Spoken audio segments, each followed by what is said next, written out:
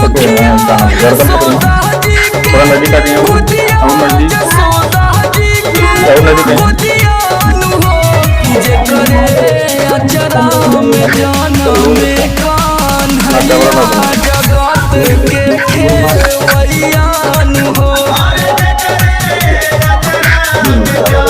बड़ा टैलेंट ना है वो